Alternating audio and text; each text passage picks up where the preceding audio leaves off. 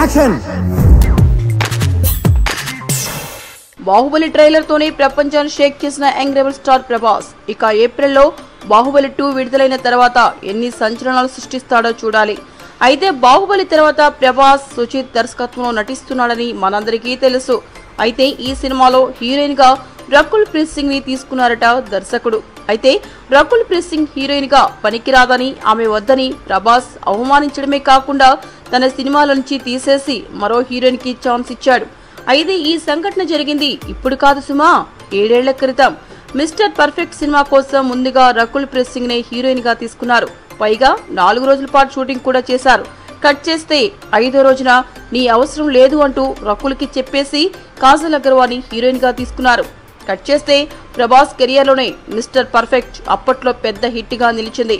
అప్పట్లో రకుల్ ని హీరోయిన్ గా పనికిరాదని ఒక్క ప్రభాస్ మాత్రమే కాదు చాలా మంది హీరోలు అన్నారట. వాళ్ళ సినిమాలో ఎంపిక చేయడం, ఆ తర్వాత తీసేయడం, దాంతో ఎన్నో అవమానాలకు గురైందట.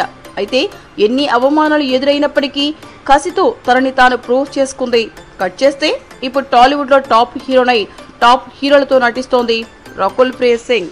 మీకు ఈ వీడియో నచ్చితే ఒక లైక్ కొట్టండి, లేకపోతే కామెంట్ చేయండి. బట్ సబ్స్క్రైబ్ చేయడం మర్చిపోకండి.